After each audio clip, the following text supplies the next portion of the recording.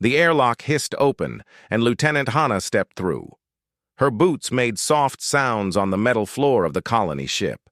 She walked slowly, not like her usual self.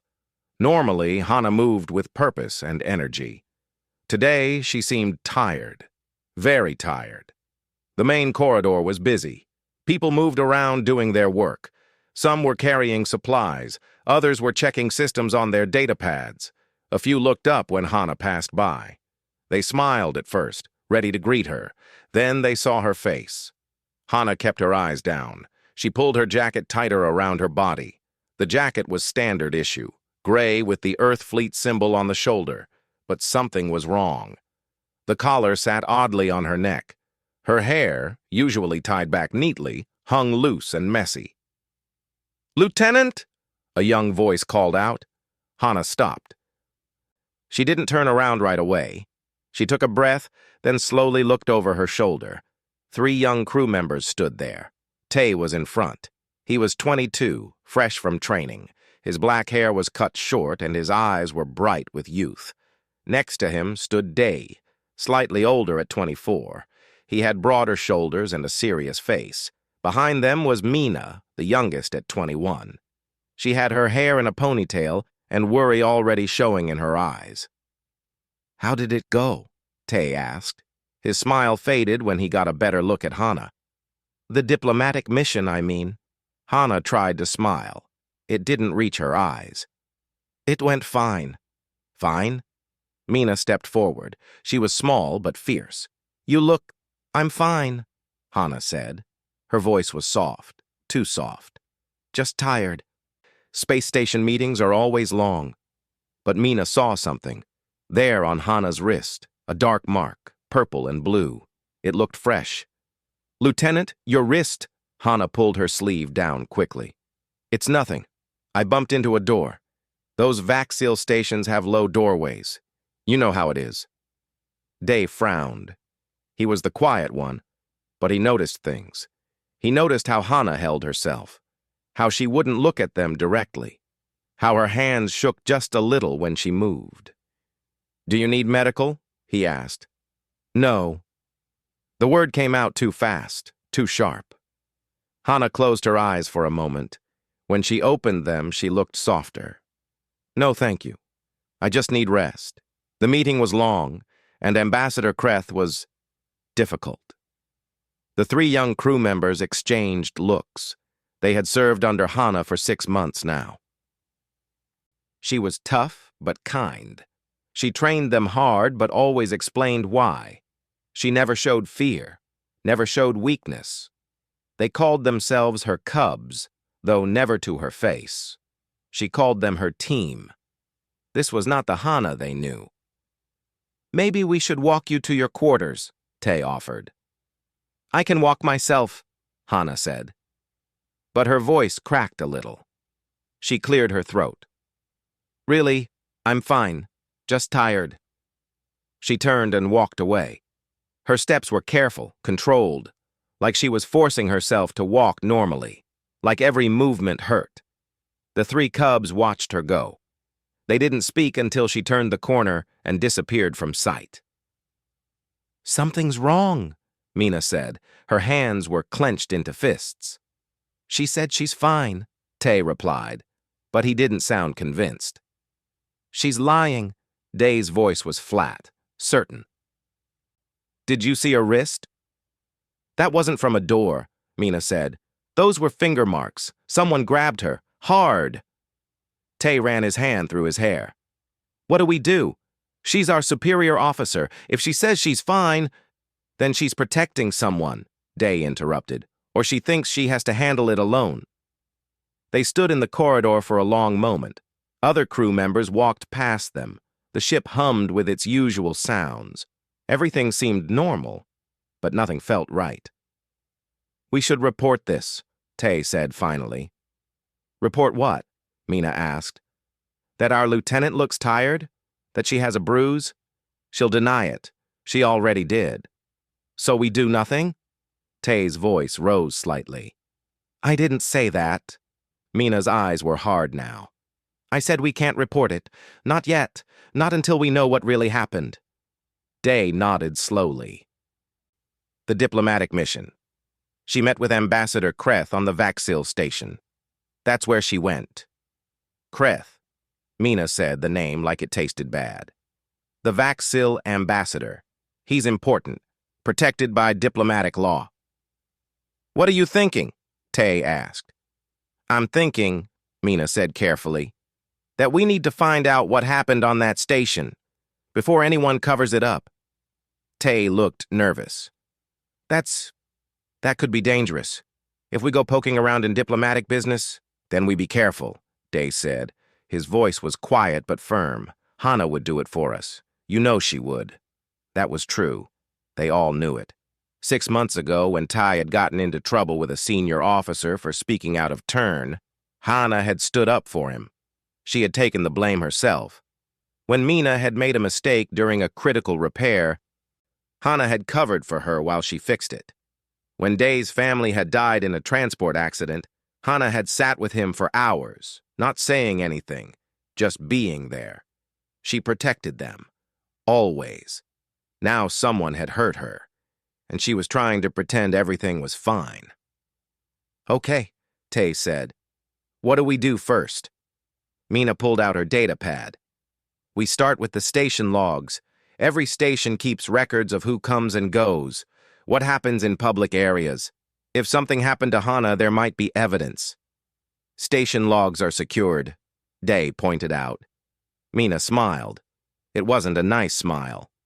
Good thing I'm good with computers. That's illegal, Tay said. So is assault, Mina replied.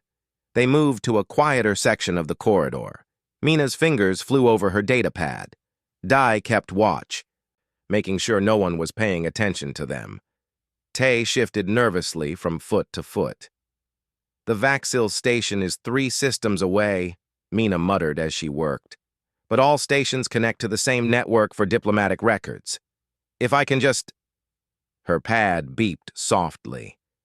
Got it. I'm in the visitor logs. What do you see? Day leaned in. Hana arrived at the station 14 hours ago. She was scheduled to meet Ambassador Kreth in Conference Room 7. The meeting was supposed to last 2 hours. And, Tay prompted, and she didn't leave the conference room for 5 hours. Mina's voice was tight. 3 hours longer than scheduled. The 3 of them fell silent. 5 hours. What could have happened in 5 hours? Is there security footage? Day asked. Mina's fingers moved again, then stopped. The cameras in that section went offline, right when Hana's meeting started. That's not a coincidence, Tay said. No, Mina agreed. It's not. Day's jaw clenched. Someone turned them off, on purpose. They looked at each other. The truth was becoming clear. Something bad had happened to Hana on that station. Something bad enough that cameras were disabled. Something bad enough that she came back looking broken and trying to hide it. And it involved Ambassador Kreth, a protected diplomatic official, someone who was supposed to be untouchable under galactic law. We need more information, Mina said. This isn't enough. Where do we get it? Tay asked. Day was quiet for a moment. Then he spoke. We go to the station. We find out exactly what happened. And then, Mina prompted. And then we make sure whoever hurt her pays for it. The determination in his voice surprised even him. Day had always been the careful one, the one who followed rules, but rules hadn't protected Hana. Rules wouldn't get her justice. Count me in, Mina said immediately. Tay hesitated, then he nodded. Me too, but we have to be smart about this. If Kreth is protected by diplomatic immunity, then we find a way around it, Mina said firmly. They stood together in that corridor, 3 young humans barely out of training. They had no authority, no power, no resources beyond what they could scrape together. But they had something else. They had loyalty. They had each other. And they had the stubborn human refusal to let injustice stand. Somewhere in her quarters, Hana sat alone in the dark. She told herself she was fine. She told herself it didn't matter. She told herself that reporting it would only cause problems. She didn't know that her cubs were already moving, already planning, already preparing to do what she couldn't. The hunt had begun. The next morning came too early. Tay had barely slept. He kept thinking about Hana's face, about those bruises, about the way she had said, "I'm fine," when everything screamed that she wasn't. He met Mina and Day in the maintenance bay. It was early enough that most of the crew was still sleeping. The bay was cold and smelled like oil and metal. Perfect for a private conversation. Mina already had her data pad out. Her eyes were red. She hadn't slept either. "I got into the station's main security network," she said without greeting. "It took me all night, but I found something." "What?" Day asked. He looked tired too, but alert. Mina turned her pad so they could see. "The cameras didn't just go offline. Someone actively shut them down. And look at the timestamp." Tay leaned in. That's exactly 2 minutes before Hana entered conference room 7. "Someone knew she was coming," Day said. "Someone prepared." "It gets worse," Mina continued. She swiped to another screen. "I found partial footage from a hallway camera. It's far from the conference room, but it caught something." She pressed play. The video was grainy and distant, but clear enough. It showed a hallway on the Vaxil station, empty at first. Then a door opened. A figure stumbled out. Even from the distance, even with the poor quality, they recognized her. Hana. She was leaning against the wall. Her clothes were disheveled. She stood there for a long moment, just breathing.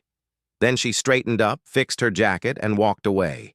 Her steps were measured, careful, like she was forcing herself to appear normal. The video ended. None of them spoke. The anger in that small bay was thick enough to touch. "I'm going to kill him," Tay said quietly. "Get in line," Mina replied. Her voice was ice. Day's hands were clenched so tight his knuckles had gone white. "We need proof, real proof, video evidence of what happened in that room." "The cameras were off," Tay said. "How do we—" "Not all cameras," Mina interrupted. "Station security cameras were offline, but Ambassador Kreth's personal security system wasn't." Both young men looked at her. "Explain," Day said. "High-ranking officials like Kreth have their own security," Mina said. She was talking fast now, excited. "They don't trust station security, so they bring their own cameras, their own recording devices, for their own protection." "You think he recorded what he did?" Tay sounded skeptical. "I think he recorded the meeting for his records," Mina said. "Standard diplomatic procedure. He probably didn't think anyone would ever see it. He probably thought turning off station security was enough." "Can you access his personal system?" Day asked. "From here? No way." Mina shook her head. "His system won't be connected to any network. Too much security risk.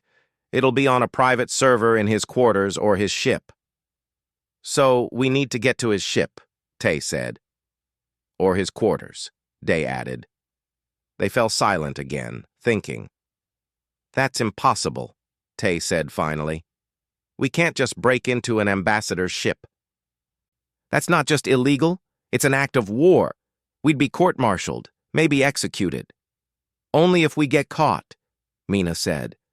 "Mina, I'm not saying we do it now," she said quickly. "I'm saying we gather more information first.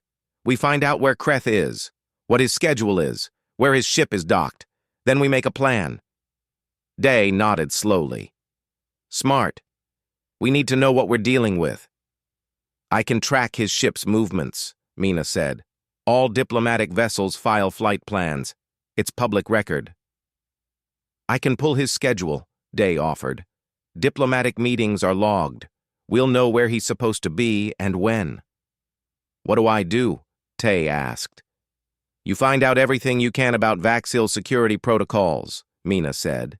"Their technology, their weaknesses. If we're going up against them, we need to know how they think. Tay nodded. It felt good to have a task, something concrete to do instead of just sitting with anger. We should split up, Day said.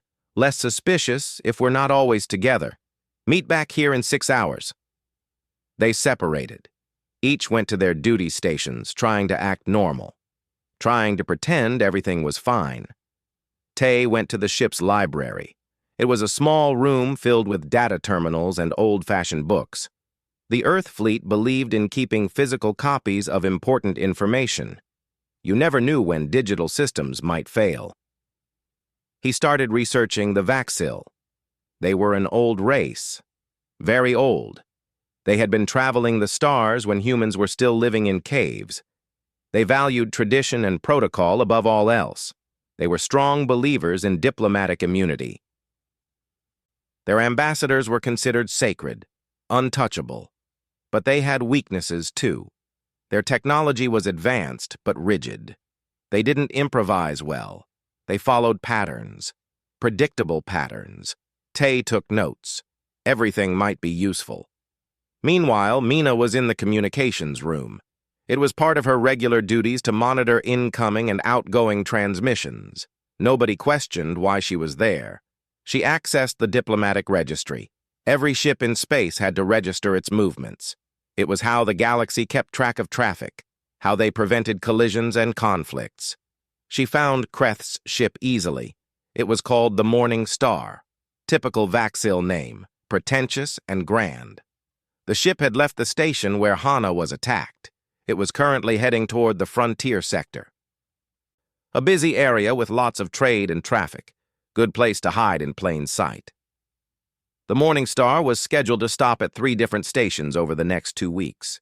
Trade negotiations, more diplomatic meetings, more opportunities to hurt people. Mina downloaded the flight plan. Then she dug deeper. She found maintenance records, supply requests, crew manifests, everything she could find about the Morning Star and its operations. Day had the hardest job. He needed to access Ambassador Kreth's schedule without raising suspicion. That meant going through official channels. He went to the ship's administrative office. A tired-looking woman named Lieutenant Park sat behind a desk covered in data pads. "Can I help you?" she asked, without looking up. "Yes, ma'am," Day said politely. "Lieutenant Hana asked me to review the notes from her diplomatic meeting. She wanted me to prepare a summary for the captain." It was a lie, a complete lie. Day held his breath. Lieutenant Park sighed. "Does she want the full transcript or just the summary?" "The full transcript, ma'am." "Of course she does." Park typed something. "That meeting was a disaster from what I heard. Ambassador Kreth filed a complaint, said Lieutenant Hana was unprofessional and hostile." Day's blood went cold. "He filed a complaint?" "Yeah." "Said she tried to renegotiate terms that were already agreed upon. Walked out of the meeting early. Very unprofessional for an Earth Fleet officer." Lies. All lies. Hana hadn't walked out early. She had been trapped in that room for 5 hours. And now Kreth was twisting the story, making himself the victim. "Here's the file," Park said, sending it to Day's pad. "Tell Lieutenant Hana I hope she's feeling better. I heard she was sick." "Sick?" Day asked carefully. "Yeah. She looked terrible when she came back. Must have caught something on the station." More lies, more cover-ups. How many people were believing this false story? "Thank you, ma'am," Day said. He left before his anger showed on his face. 6 hours later, they met again in the maintenance bay. Each shared what they had learned. With every piece of information, their anger grew, but so did their determination. "He's rewriting history," Tai said, "making it look like Hana was the problem." "That's what powerful people do," Mina said bitterly. "They hurt someone, then blame the victim." "Not this time," Day said. His voice was hard. "We have enough information to start planning. The Morning Star will dock at Port Galloway in 4 days. That's a civilian station, lighter security than a military base." "Can we get there in 4 days?" Tay asked. If we take a fast shuttle, yes, Mina said. But we'd need a reason. An official reason. They thought about that. Taking a shuttle without authorization was theft. They needed a legitimate excuse. Supply run, Day said suddenly. Port Galloway has a major supply depot. Ships stop there all the time to restock. We could volunteer to pick up supplies for the colony ship. Would they approve it? Tay asked. If we volunteer for an extra shift and ask for the unpopular duty slot, probably, Mina said. Nobody likes making long supply runs. It was risky, but it might work. What about Hana? Tay asked. She'll know we're gone. We'll tell her we're doing the supply run, Day said. That part's true. She doesn't need to know about the rest. I don't like lying to her, Tay said. I don't either, Mina agreed. But if we tell her what we're planning, she'll stop us. You know she will. That was true. Hana would never let them risk themselves for her. She would order them to stand down, pull rank if she had to. So we don't tell her, Day said firmly. We do this for her, whether she wants us to or not. They spent the rest of the day preparing. They volunteered for the supply run. As predicted, their supervisor approved it immediately. Nobody wanted that duty. They gathered equipment, tools that might help them break into a secured ship. Mina prepared programs to hack Vaxil security systems. Tay studied the layout of Port Galloway until he had it memorized. Day practiced staying calm, staying focused. None of them were trained for this. They were mechanics and communications officers and low-level crew. They weren't spies or soldiers or heroes, but they were Hana's cubs, and someone had hurt their pack leader. In the human military, there was an unofficial rule. You could push humans around. You could give them hard duties. You could even punish them harshly. But there was one line you never crossed. You never hurt someone humans cared about. Because humans were pack animals, social creatures. They formed bonds stronger than steel. And when someone threatened those bonds, humans would cross any line, break any rule, risk everything. The galaxy was about to learn that lesson. 2 days before they left, Tay saw Hana in the corridor. She smiled at him. It was a better smile than before, more genuine. She was healing, at least physically. I heard you 3 volunteered for the Galloway supply run, she said. That's a long trip. Yes, ma'am, Tay said. We thought it would be good experience. Well, be careful out there, and thank you. I know supply runs aren't exciting. Happy to help, Lieutenant. She patted his shoulder and walked away. She seemed better, stronger, like she was putting the incident behind her. But Tay knew better. He saw how she flinched slightly when a tall man passed by, how she checked over her shoulder more often, how her hand sometimes went to her wrist where the bruises were fading. She wasn't better. She was just pretending better. He found Mina and Dee and told them about the encounter.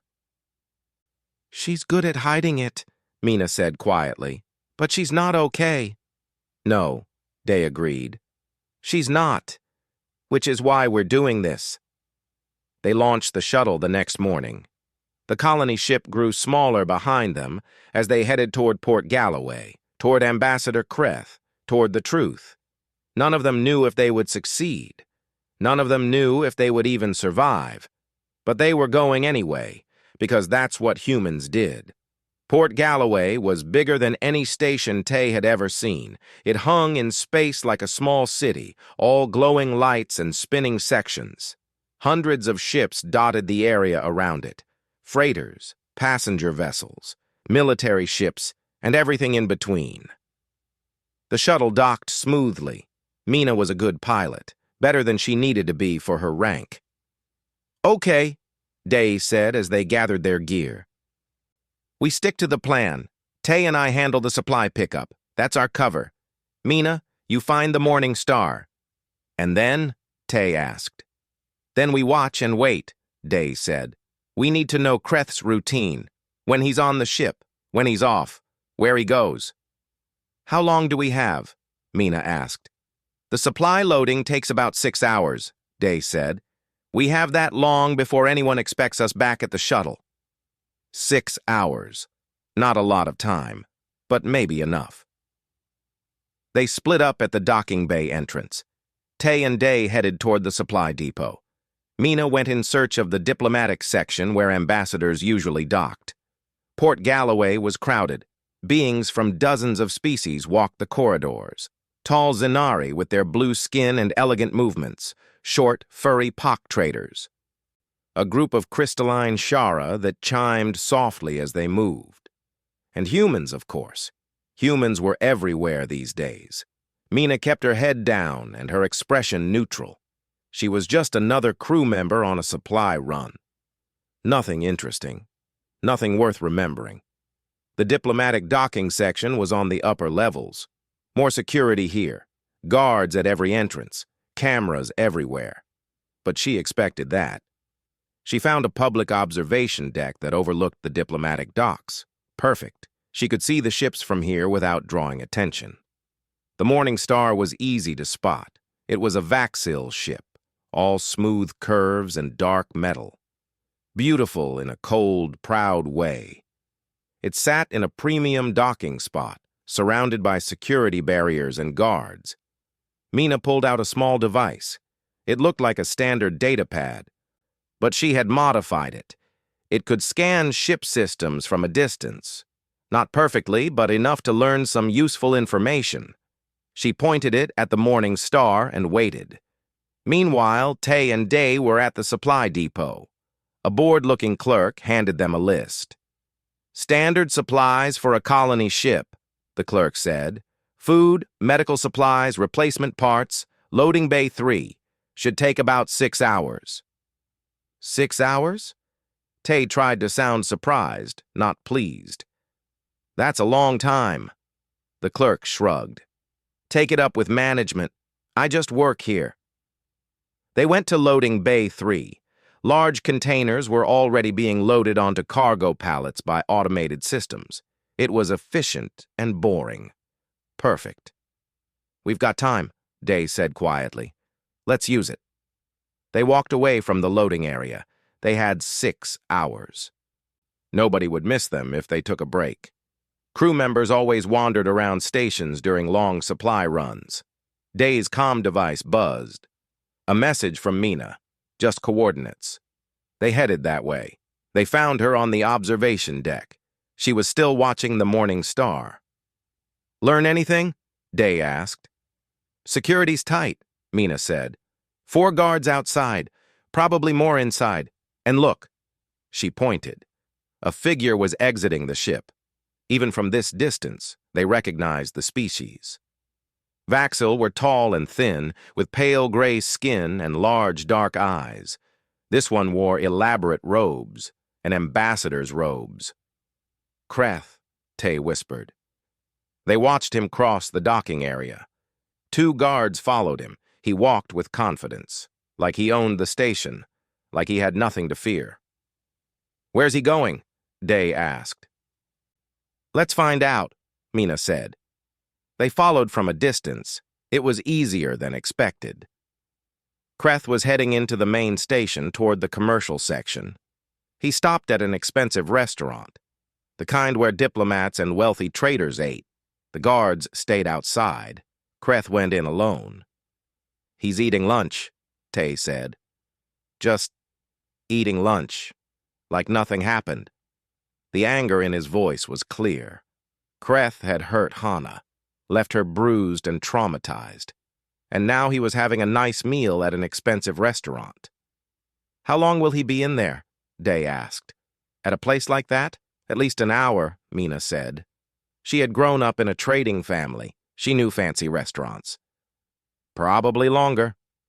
So his ship is empty, Day said slowly. Except for guards. They looked at each other.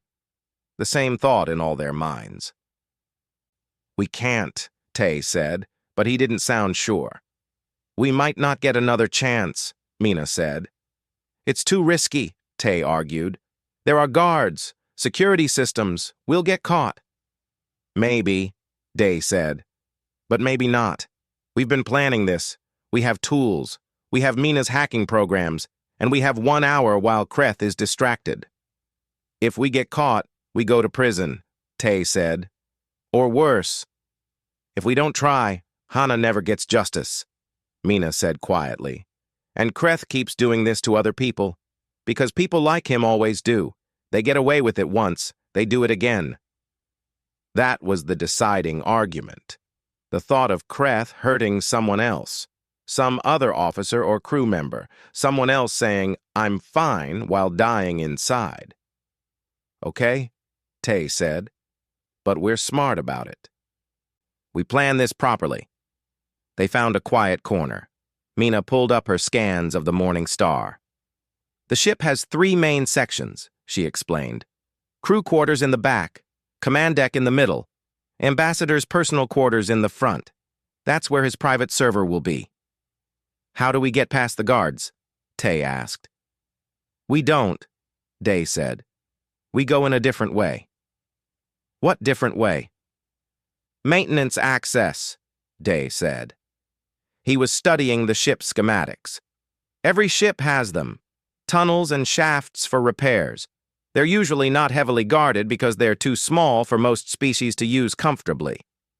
But not too small for humans, Mina said, catching on. Right. Humans are smaller than Vaxil, more flexible. Where's the nearest maintenance access? Tay asked. Mina zoomed in on her scan. Here. On the lower hull. It's a service panel for environmental systems. Can you open it? If I can get close enough, yes. They looked back toward the diplomatic docks. They could see the morning star from here. The guards were still at the main entrance. None were watching the lower hull. We need a distraction, Tay said. No, Mina said. A distraction would draw more guards. We need to be invisible. How? Tay asked. Mina thought for a moment, then smiled. We need to look like we belong there.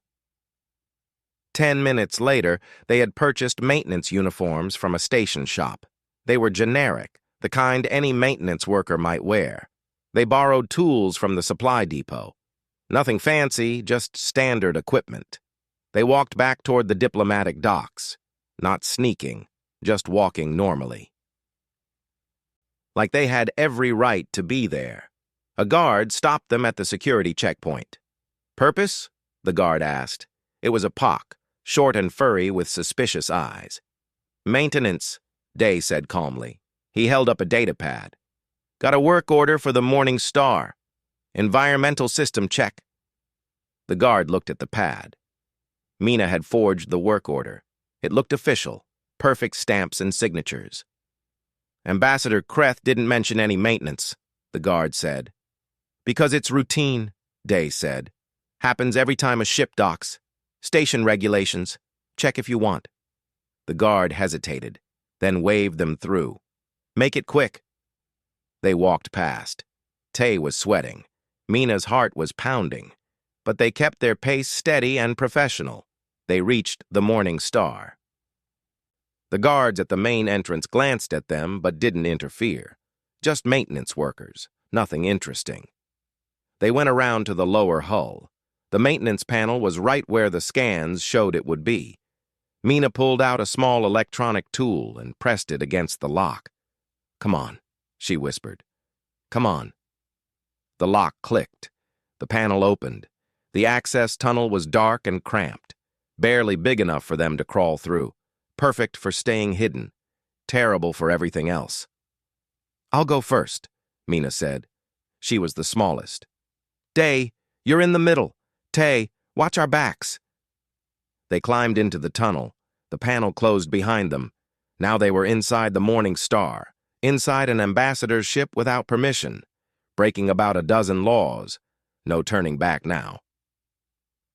The tunnel was full of pipes and wires. It smelled like ozone and recycled air. Mina led the way, following the schematics she had memorized. They crawled for what felt like forever. 10 minutes, 15. The tunnel branched and twisted. Easy to get lost. There, Mina whispered. She pointed at another access panel. That opens into a corridor near the ambassador's quarters. Guards? Tay whispered back. Probably. We'll have to be careful.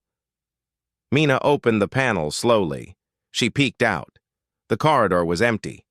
Vaxil ships were elegant inside, all smooth surfaces and soft lighting. They climbed out, stood in the corridor, listened. Voices, coming from nearby, guards talking.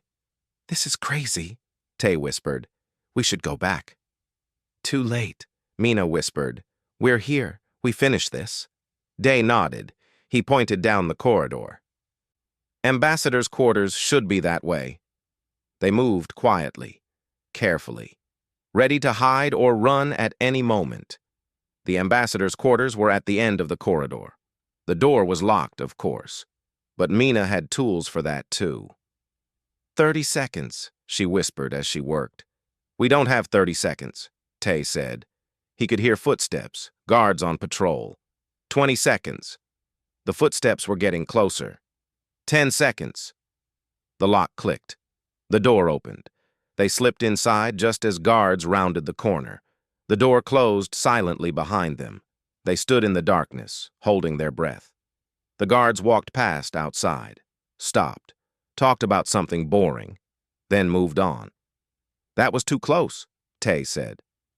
"We're not done yet," Mina reminded him. They turned on a small light. The ambassador's quarters were large and luxurious, expensive furniture, art on the walls, everything perfect and cold. "Find the server," Day said. "Quick." They searched. It didn't take long. The server was in a cabinet near the desk, a small black box with blinking lights.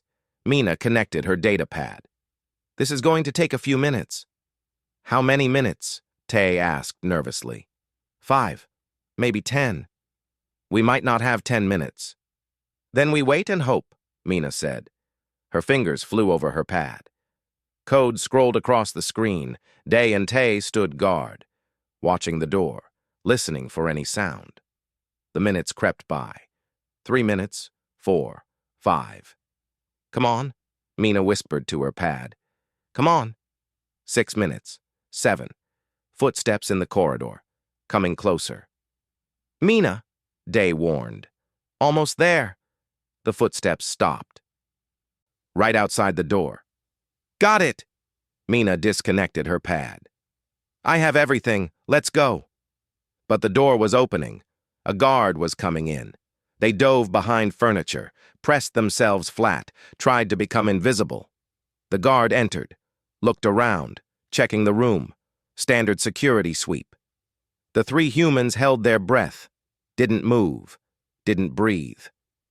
The guard walked around the room, came within a meter of where they were hiding, then stopped, turned, left the room. The door closed. They waited, counted to 60, then carefully stood up. "That was really, really too close," Tay said. "We have what we need," Mina said. "Let's get out of here." Getting out was harder than getting in. The guards were more alert now. Something had made them suspicious, but humans were good at being small and quiet.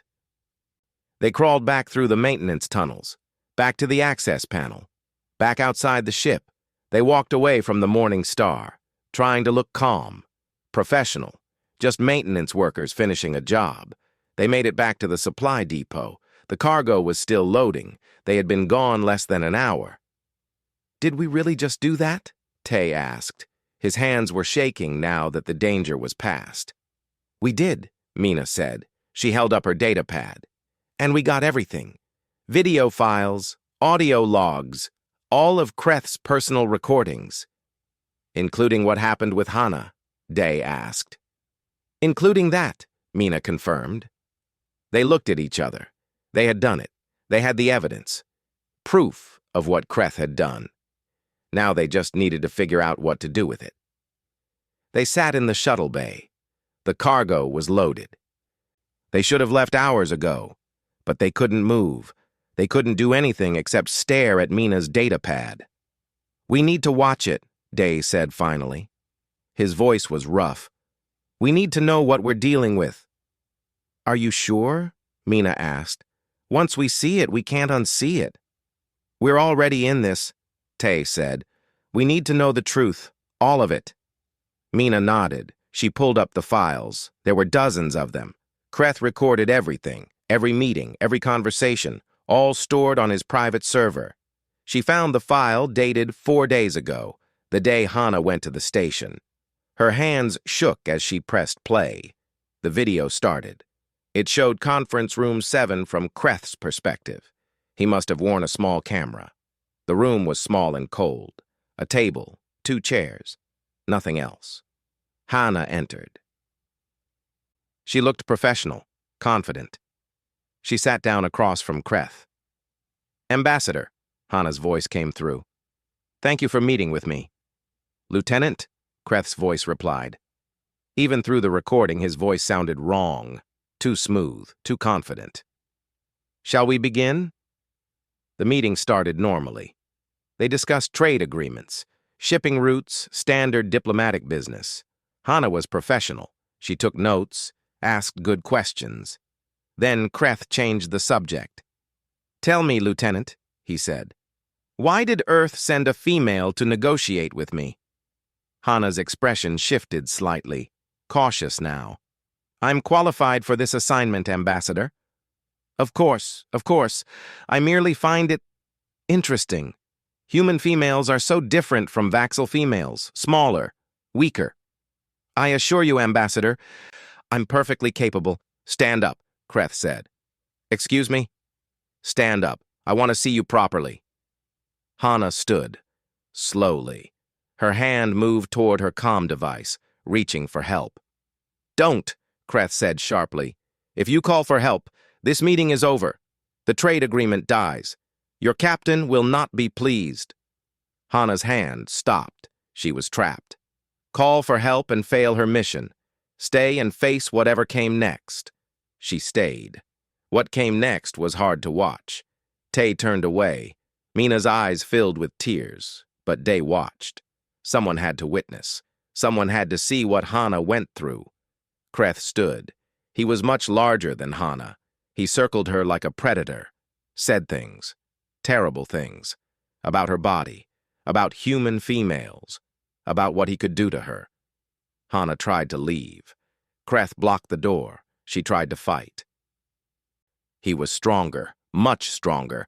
The video lasted 23 minutes. 23 minutes of Hana trying to resist, trying to escape, trying to stay strong, and Kreth laughing, enjoying her fear, her helplessness. The video ended with Hana on the floor, bruised, crying, and Kreth standing over her. If you report this, his voice said, I'll deny it. I'll say you tried to seduce me, that you attacked me when I refused. Who do you think they'll believe? A junior lieutenant or an ambassador with 40 years of service? Then the camera turned off. The shuttle bay was silent. None of them could speak. The anger was too big for words. Tay threw up in the corner.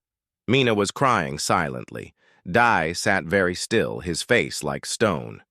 We're going to destroy him, Day said finally. His voice was cold, empty. We're going to take everything from him. How? Mina asked through her tears. He's protected. Diplomatic immunity. Even with this video, he can't be touched. Then we don't use official channels, Day said. We go around them. What do you mean? Tay asked. He had wiped his mouth and come back. His eyes were red. We release it, Day said. All of it, to everyone. Release it where? Mina asked. Everywhere, Day said.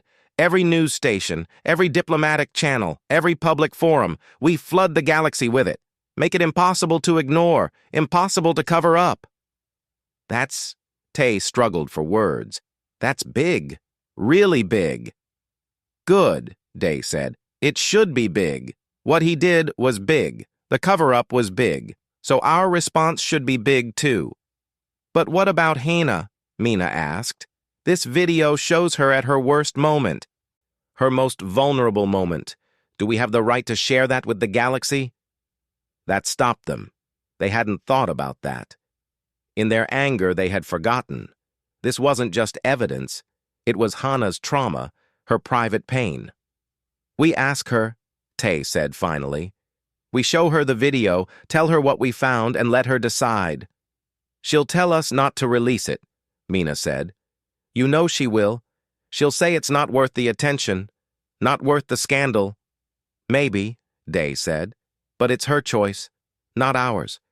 We can't make this decision for her. They argued for a while, but in the end, Day was right. They couldn't release the video without Hana's permission. It was her story, her life. They started the shuttle and headed back to the colony ship.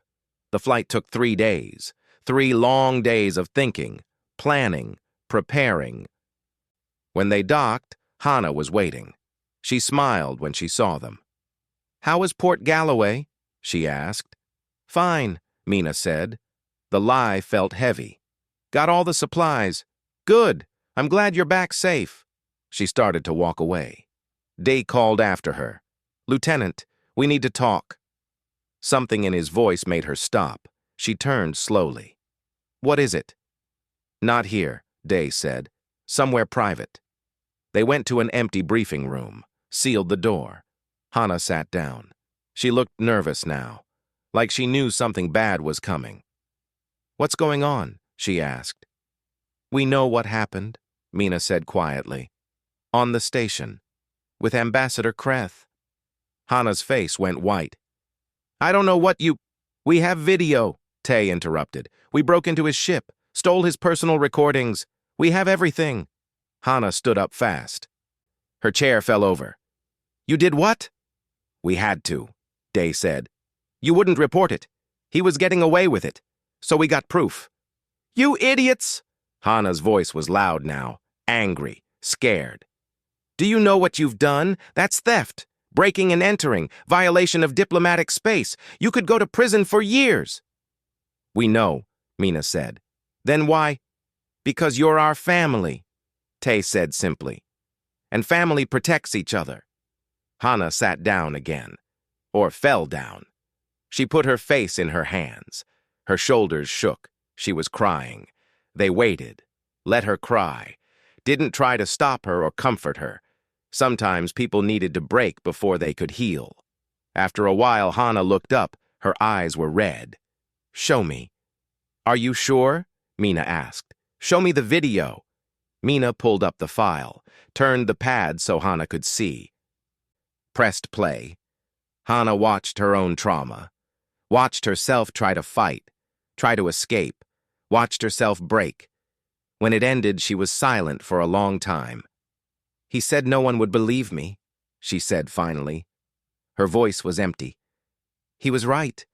I tried to write a report, deleted it, tried again, deleted it again. What could I say? He's an ambassador. I'm nobody." "You're not nobody," Day said fiercely. "You're Lieutenant Hana. You're the best officer we have, and he's a predator who's done this before and will do it again." "You don't know that." "Yes, we do," Mina said. She pulled up more files. "We found other videos, other victims. 4 of them over the past 2 years, all junior officers, all too scared to report, just like you." Hana looked at the files, saw the other victims. Other women who said, "I'm fine," while dying inside. "What do you want to do?" she asked. "We want to release everything," Day said. "Send it to every news station, every government, every diplomatic channel. Make sure the whole galaxy sees what he is." "That will destroy my career," Hana said quietly. "Maybe my life." "Maybe," Day admitted. "Or maybe it will start something. Maybe other victims will come forward. Maybe the laws will change. Maybe next time someone in your position won't be so alone."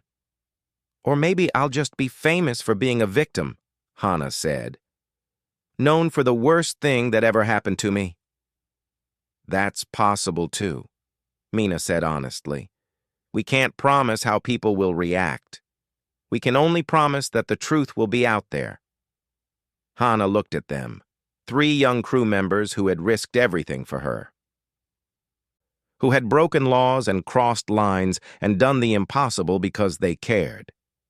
"If we do this," she said slowly, "we do it right. No faces hidden, No anonymous sources. I'll stand up, I'll tell my story, and I'll face whatever comes. You don't have to, Tay started. Yes, I do, Hana interrupted. If I hide, I'm letting him win. If I'm brave, maybe others can be brave too. She stood up, straightened her uniform, wiped her eyes. She looked like the Hana they knew, strong, determined, ready for anything. Let's burn his world down, she said. They worked through the night. Mina prepared the data, every video, every file, everything they had on Ambassador Kreth. She packaged it carefully, added context, made sure it was clear what they were showing. Day wrote the message that would go with it, a simple statement of facts. What happened? When? Where? Who? No emotions, no accusations, just truth. Tay compiled a list of every news organization, every diplomatic office, every place that needed to see this. Hana recorded her own statement. She sat in front of a camera and told her story. She didn't cry, didn't show weakness. She was a soldier reporting a crime, clear and direct. My name is Lieutenant Hana, she said to the camera. I serve in the Earth Fleet. 4 days ago, I was assaulted by Ambassador Kreth of the Vaxil Diplomatic Service. He used his position and his power to hurt me. He threatened me to stay silent. He's done this before to others, and he'll do it again if nothing changes. I'm sharing my story not for sympathy but for justice, not just for me, but for everyone he's hurt, and for everyone he might hurt in the future. The galaxy needs to know what kind of person represents the Vaxil people, what kind of person hides behind diplomatic immunity. This ends now. The video ended. She looked at the 3 cubs. Ready? They nodded. Do it, she said. Mina hit send. The data packet went out, copied itself, spread across the network. Unstoppable, inevitable. Within an hour, it was on every major news site. Within 2 hours, every government had received a copy. Within 3 hours, the whole galaxy was talking about it. The confrontation wasn't physical, wasn't violent, but it was devastating. Ambassador Kreth's career ended in a day. His government recalled him. His diplomatic immunity was stripped. Criminal charges were filed. Other victims came forward. His lies crumbled. And Hana stood in the middle of the storm, strong, unbroken. Surrounded by 3 cubs who had started it all. The galaxy learned something that day. Learned what happens when you hurt someone humans care about. Learned that diplomatic immunity means nothing when truth goes viral. Learned that humans don't follow rules when the rules protect predators. They learned that humans protect their pack, no matter what. The days after the release were chaos, pure chaos. The colony ship received thousands of messages. Some were supportive, many were angry. News crews wanted interviews. Government officials wanted statements. Other victims wanted to talk to Hana. The whole galaxy seemed to have an opinion. Captain Ryu called them to his office. All 4 of them, Hana and her 3 cubs. He sat behind his desk looking tired and old. Do you have any idea what you've done? He asked. Not angry, just exhausted. Yes, sir, Hana said. She stood at attention. The cubs stood behind her. The Vaxil government is threatening diplomatic action. They're calling this a human conspiracy, an attack on their sovereignty. They want all 4 of you arrested and extradited. Will you do it, sir? Hana asked. Captain Ryu laughed. It was a bitter sound. Arrest you? For what? Exposing a criminal? The Earth government is backing you 100%. They're calling you heroes. The public loves you. The Vaxil can threaten all they want, but they have no power here. He stood up and walked to the window, looked out at the stars. Kreth has been arrested, he said. Stripped of all titles and protections. He's being held for trial. 6 other victims have come forward, all from different species, all with similar stories. Your video started an avalanche. Good, Mina said quietly. Is it? Captain Ryu turned to look at them. The Vaxil government is in crisis. Their diplomatic corps is under investigation. Trade agreements are being reconsidered. You've destabilized an entire civilization. They destabilized themselves, Day said, by protecting predators, by choosing power over justice. That's not your decision to make. Captain Rao's voice rose. You're junior officers, not diplomats, not judges. You had no right. They had every right, Hana interrupted. She stepped forward. Sir, with respect, they did what our systems wouldn't, what our laws couldn't. They got justice where justice was denied. By breaking the law themselves. Yes, sir, they did. Hana's voice was steady. And I'm glad. Because if they hadn't, Kreth would still be free. Still hurting people. Still hiding behind diplomatic immunity. Captain Ryu sat down again, rubbed his face. I can't officially condone what they did. You understand that? Yes, sir. But I can't punish them either. Not when the whole galaxy is calling them heroes. Not when they exposed something that needed exposing. He looked at each of them. You put me in an impossible position. We know, sir, Tay said. We're sorry. Are you? Really? Tay thought about it. No, sir, not really. Captain Ryu almost smiled. Get out of my office, all of you, and try not to start any more galactic incidents. They left, walked through the corridors. Other crew members stared at them. Some looked impressed. Some looked scared. None looked neutral. What happens now? Mina asked. Now we deal with the consequences, Hana said. The consequences were strange. Some good, some bad. All overwhelming. The good. Earth Fleet promoted Hana. Made her a commander. Gave her commendations. Offered her a position in diplomatic security. She turned it down. She wanted to stay with her ship. With her crew. The Cubs got promoted too. Tay, Day, and Mina all moved up a rank, got better assignments, got respect from people who had ignored them before. Other victims contacted them, shared their stories, thanked them for being brave. Some started legal proceedings against their own attackers. The movement spread. Several governments changed their diplomatic immunity laws, made exceptions for violent crimes, created oversight boards. It wasn't perfect, but it was progress. The bad, death threats, lots of them. People who thought they had overstepped. Who thought they had damaged important relationships. Who thought victims should stay silent. Kreth's supporters were loud and angry. They claimed the video was fake, that Hana was lying, that this was all a human plot to undermine Vaxil authority. The lies spread almost as fast as the truth. Hana couldn't go anywhere without being recognized. Couldn't have a private moment. Couldn't just be Lieutenant Hana anymore. She was a symbol now, a face of a movement. It was exhausting, but she handled it because she wasn't alone. 3 weeks after the release, Hana found the Cubs in the training room. They were practicing hand-to-hand combat, working hard, sweating. Room, she called. Attention. They stopped and stood at attention, still not used to her new rank. At ease, she said. I need to talk to you. They relaxed slightly. Waited. I've been thinking, Hana said. She was choosing her words carefully. About what you did. About the risks you took.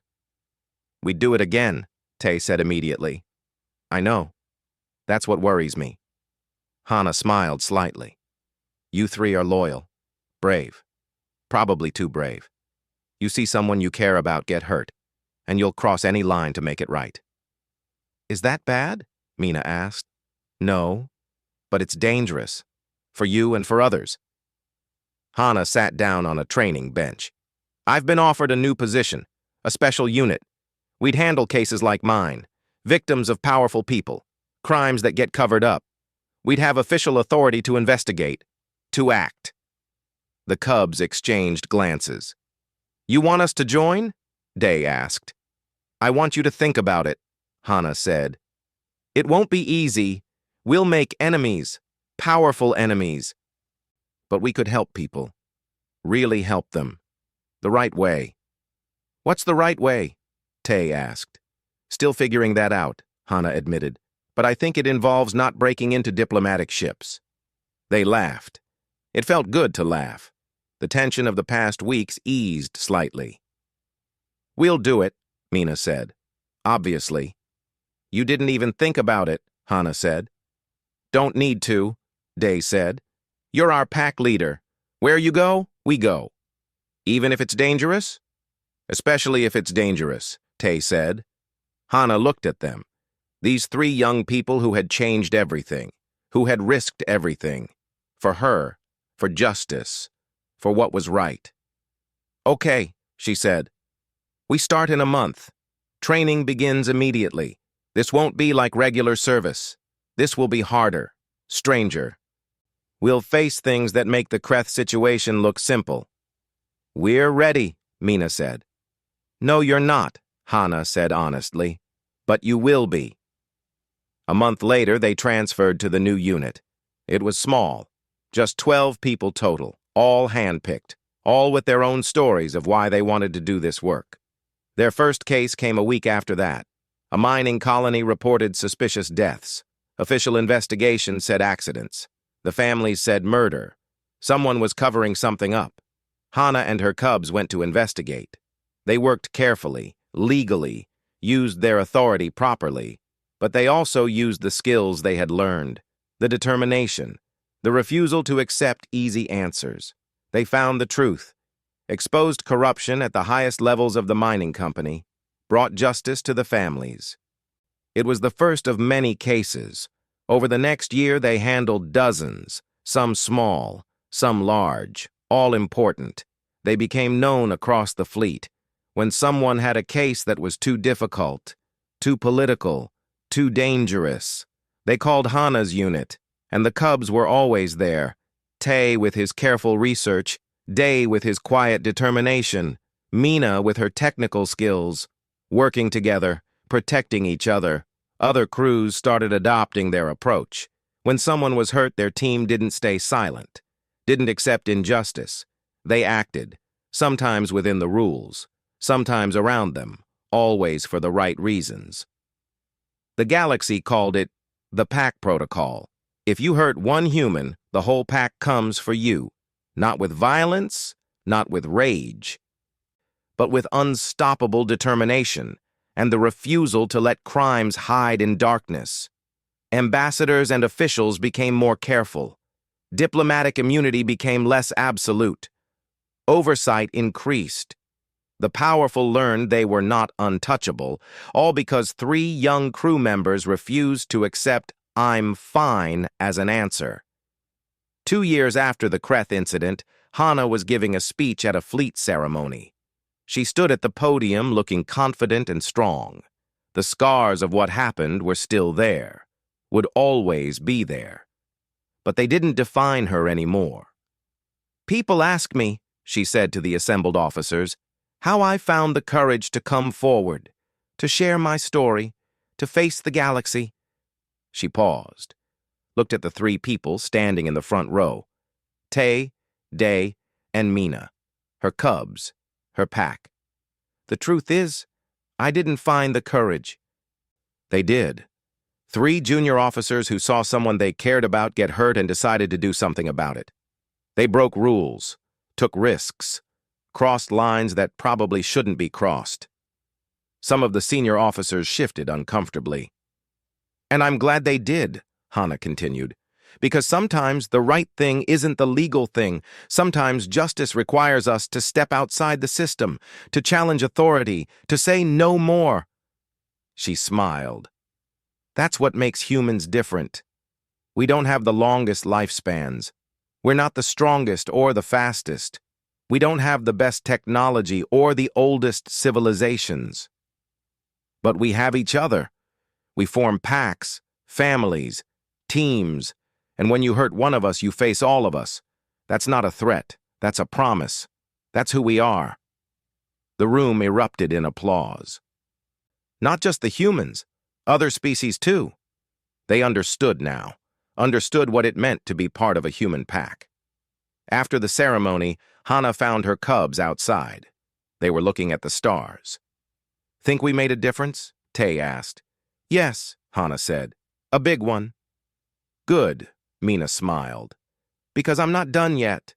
There are still plenty of people who think they can hide behind power, who think victims will stay silent. They're wrong, Day said simply. Yes, Hana agreed. They are. They stood together, the four of them, looking out at the galaxy, at all the places they had been, all the people they had helped, all the wrongs they had tried to right. It wasn't a perfect galaxy. There was still injustice, still cruelty, still powerful people doing terrible things. But there were also humans. Humans who refused to accept it. Who fought back with truth and determination. Who protected their pack no matter what. And that made all the difference. Far away in a prison cell, former Ambassador Kreth sat alone. His career destroyed. His reputation ruined. His crimes exposed for all to see. He had thought diplomatic immunity would protect him. He had thought power would shield him. He had thought one junior lieutenant would be too scared to speak up. He had been wrong about all of it. He had forgotten the most important rule about humans. A rule the galaxy was learning slowly but surely. Never, ever, hurt the pack, because the cubs will find you. They'll track you down. They'll expose every lie. They'll drag your crimes into the light. And there's nowhere you can hide that they won't follow. Hana looked at her team, her pack, her family. Ready for the next one? She asked. They smiled. Always, they said together. And somewhere in the galaxy, someone who needed help was about to learn something wonderful. They weren't alone. Help was coming. The pack was on its way, because humans protect their own. Always.